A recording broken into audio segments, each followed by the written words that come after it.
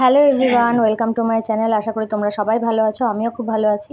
তো তোমরা যারা আমার ব্লগ ফলো করো তারা অবশ্যই জানো যে আমি এখন বাবাধামে আছি। তো আজকের দিন ছিল বাবাধামে পুজো দেওয়ার জন্য। তো আমি রেডি হয়ে গেছিলাম সকাল সকাল। আমি কেন, আমার ফ্যামিলিতে যারা সবাই মিলে গেছিলাম তারা সবাই রেডি হয়ে গেছি। তো সবাই তো উঠেই আগে বল বোম করতে করতে আরম্ভ করে দিয়েছে। ওই দেখো তুনা বাবা দুজনেই বল বোম করছে, মানে এদের মাথাটা জাস্ট খারাপ হয়ে গেছে, আর কিছু না। তো যাই হোক, সবাই বেরিয়ে পড়েছে। এই যে দেখো সবাই একদম গেরুয়া রঙের জামা টামা পরে একদম শিব ভক্ত হয়ে এগিয়ে চলেছে মন্দিরের পথে। আর মন্দিরটা আমাদের হোটেল থেকে বেশি দূরে ছিল না, সামনেই ছিল। বেশি অতটা কষ্ট হয়নি মন্দিরে যেতে, একদম হোটেলের সামনেই ছিল। তো বাবা তো বলবম থামাচ্ছিল না, অলরেডি বলেই যাচ্ছে রাস্তা দিয়ে। টুনা দেখতেই পাচ্ছ কী অবস্থা, শিব ভক্ত এরা। আমার ছেলে রিল্যাক্স, ওগুলোর জন্য ঝামেলা নেই, মুড অনুযায়ী চলে। আর এইখানে আছে আমার ভাই, এই যে দেখতে পাচ্ছ।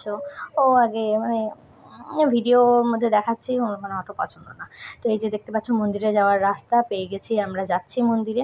মন্দির চত্বরটা ভীষণ সুন্দর, আর দর্শন করেও আমরা অনেক অনেক অনেক আনন্দ পেয়েছি। তো একটা এক্সাইটমেন্ট ছিল, আমি এর আগে বাবাধাম আসিনি, এই আমার প্রথম আসা বাবাধামে।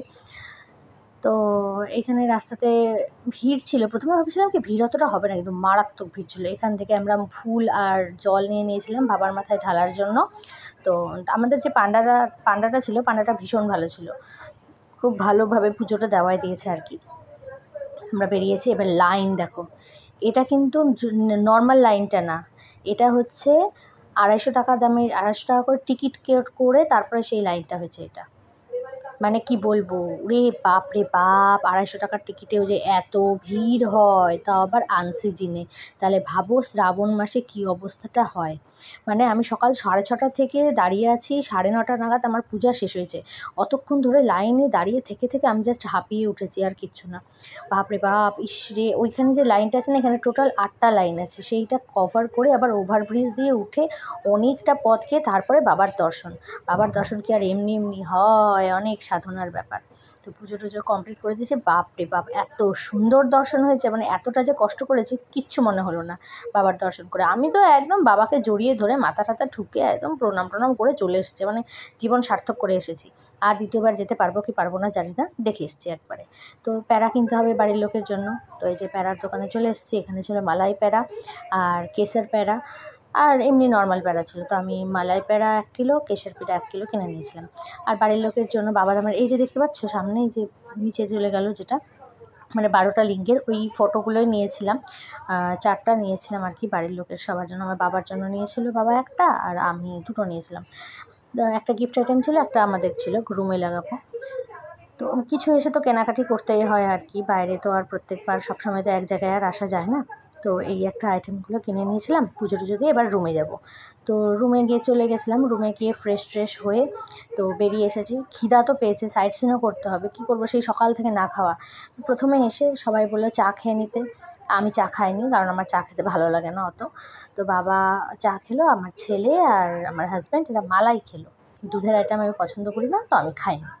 আমি আপাতত তখন অবধি কিছু খাইনি, ভাবলাম যে আমাকে অন্য কিছু খাওয়াও, খিদা পেয়েছে প্রচণ্ড। তো ওরা এইসব খাওয়া দাওয়া করে পাশে একটা হোটেলে গেলাম, গিয়ে সেখানে খেলাম এই ধোসা। আমার খুব পছন্দের একটা আইটেম ধোসা, আমার খুব ভালো লাগে খেতে। আমি আর টুনা ধোসা নিয়েছিলাম, পনির ধোসা ছিল, আর বাবা নিয়েছিল ইডলি। আর বাবানের আমাদের থেকেই হয়ে গেছিলো, বাবানের আগে থেকে পেট ভরা ছিল আর কি, চা বিস্কুট কেক হেনা তেনা খেয়ে যাচ্ছে। তো এবার ছিল আমাদের একটা টোটো ভাড়া করা। তো টোটো পাইনি, অটোই নিয়েছিলাম ভাড়া করে। তো আমরা হচ্ছে পুরো সাইট সিনটা দেখলাম আর কি। সাইট সিনটা দেখে নিয়ে তারপরে হচ্ছে কী বল, এবার দেখলাম কোথায় যাওয়া যায়। 4টা স্পট আছে আর কি ঘোরার মতো। এক হচ্ছে অনুকূল ঠাকুরের আশ্রম, আর হচ্ছে ত্রিকুট পাহাড়, আরও কিছু আছে। তো এসেছিলাম হচ্ছে অনুকূল ঠাকুরের আশ্রমে, কিন্তু আশ্রমের ভেতরে আর ভিডিও করতে পারিনি, কারণ গেটের বাইরেই দাঁড়িয়ে বসেছিলেন আর কি সিকিউরিটি দাদা, তারা বলেছিল ভেতরে অ্যালাও হবে না। তো আর করতে পারিনি, ওই বাইরের গেটটুকুই দেখালাম তোমাদেরকে। এবার আমরা চলে যাচ্ছি ত্রিকুট পাহাড়ের জন্য। ত্রিকুট পাহাড়ের গল্প আশা করি তোমরা সবাই জানো, আর যদি না জেনে থাকো তাহলে আমি বলছি। রাবণ একসময় প্রচণ্ড সাধনা করেন মহাদেবের। তো মহাদেব খুব খুশি হয়ে যায় যে রাবণ তাকে সাধনা করছে। তো রাবণ সেই জন্য বেরিয়ে পড়ে, মানে মহাদেব সেই জন্য রাবণকে মানে বর দেয় যে সে রাবণের সঙ্গে যাবে। রাবণ বর চেয়েছিল যে রাবণ হচ্ছে তাকে মানে শিব মহাদেবকে লঙ্কায় নিয়ে আসবে। তো মহাদেব তো রাজি হয়ে যায়, মহাদেব তো এমনিও বেশ একদম যে যেটা চায় তাকেই সেটা দেয়। তো মহাদেব রাজি, রাবণও এবার মহাদেবকে শিবলিঙ্গ রূপে নিয়ে যাচ্ছে। তো মহাদেব একটা শর্ত দিয়েছিল, ঠিক আছে আমি যাব, কিন্তু আমাকে মাটিতে কোথাও রাখা যাবে না, আমাকে তুমি লঙ্কায় তোমার কাছে যেখানে নিয়ে গিয়ে রাখবা আমি সেখানেই নামবো, মানে যেখানে তুমি নামাবো আমি সেখানে থেকে যাবো, আমি কিন্তু আর যাবো না। তো রাবণ তো সেই শর্তে রাজি, রাবণ এবার যাচ্ছে, কিন্তু বিষ্ণুদেবের এবার টনক নড়ল। বিষ্ণুদেব বললো তাহলে এখন কী উপায়, মহাদেব কি তাহলে কৈলাস ছেড়ে এখন লঙ্কায় গিয়ে থাকবে? তখন বিষ্ণুদেব একটা কাজ করলো কি, একটা রাখালের রূপ ধরে রাবণের রাস্তায় অপেক্ষা করতে লাগলো। এইবার যখন রাবণ হাতে মহাদেবকে নিয়ে যাচ্ছেন, তখন বিষ্ণুদেব একটু বুদ্ধি করে মানে গঙ্গা, যমুনা, সরস্বতীকে বললেন যে তারা যেন রাবণের পেটের মধ্যে প্রবেশ করে। ব্যাস, যেই না রাবণের পেটে গঙ্গা, সরস্বতী, যমুনা প্রবেশ করেছে অমনি তো রাবণের হিসু চেপে গেছে। এবার কি করবে, মহাদেবকে হাতে নিয়ে তো রাবণ হিসু করতে পারছে না। তখন কি করলো, তখন মহাদেবকে রাবণ সেই বিষ্ণুদেবের হাতে দেন, এবং বিষ্ণুদেব বুদ্ধি করে কী করলো, মাটিতে রেখে দিল। ব্যাস, তারপর থেকেই মহাদেব সেখানে প্রতিষ্ঠিত হয়ে যান আর কি। এইটাই আছে ত্রিকুট পাহাড়ে। তো আমরা সেই জন্য চলে এসেছিলাম ত্রিকুট পাহাড়ে। ব্যাস, বলতে বলতে ওই মন্দিরে চলে এসেছি, কিন্তু প্রত্যেকটা এই যে দেখছো কতটা উঁচু, এতটা উঁচুতে উঠে তারপরে বিশাল জায়গা, বিশাল। তো এই যে চলে এসেছি, প্রাচীন শিব মন্দির লেখা আছে। আমাদের গাইড দাদাটা ভীষণ ভালো ছিল, সে সম্পূর্ণ দেখেছে। এই যে সেই শিবলিঙ্গ, আর এখানে যে গরুর মুখের মতন দেখতে পাচ্ছ, গোমুখটা, এখান থেকে সারা বছর জল পড়ে।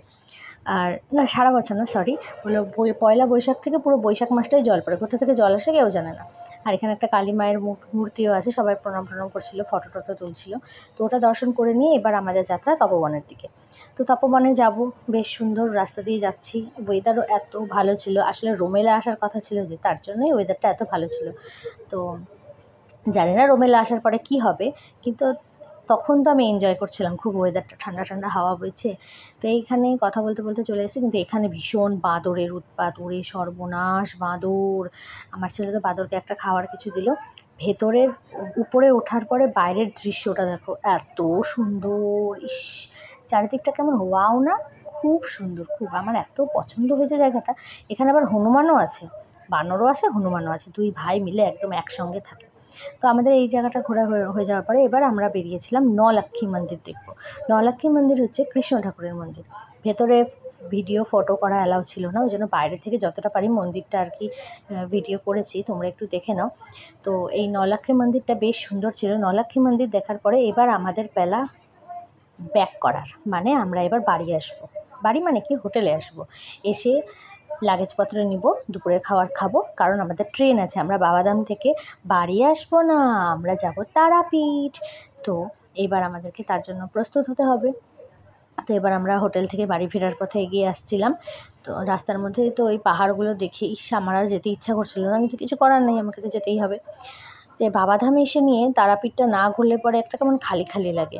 তো সেই জন্য হোটেলে এসে সব ফ্রেশ হয়ে বেরিয়ে আসলাম টোটো ধরে স্টেশনে। তো এই যে স্টেশন চত্বরে আমি চলে এসেছি অলরেডি, দেখতে পাচ্ছ আমার বিধ্বস্ত অবস্থা, চারিদিকে চুল, একে তো হাওয়ায় চুল উঠছে, আর এদিকে কী করবো, এরা সব সামনের দিকে স্টেশনের দিকে আগাচ্ছে। আর এই যে আমাদের ন্যাশনাল ফ্ল্যাগ, ভারত মাতা কি জয়। তো ব্যাস, স্টেশন চলে এসেছে। এই যে দেখো, এটা হচ্ছে বাবাধাম স্টেশন, মন্দিরের আদলে তৈরি স্টেশন। মানে এটা আমি দেখেছি যে কোনো মানে তীর্থস্থানের আদলে সেই সব স্টেশনগুলো তৈরি হয়। তারাপীঠেও তাই, দক্ষিণেশ্বরেও তাই, বাবাধামেও তাই। মন্দিরটা মানে ভীষণ সুন্দর, আর এটাও বেশ সুন্দর ছিল। তো গল্প করতে করতে ট্রেনে চলে এসেছিলো, ট্রেনটা ধরে আমরা রামপুরহাট জংশনে চলেও এসেছি, কিন্তু ততক্ষণে রোমেলা নেমে গেছিলো, খুব বৃষ্টি হচ্ছিলো। আপাতত ভিডিও এখানেই শেষ করি। Tata, good night, by.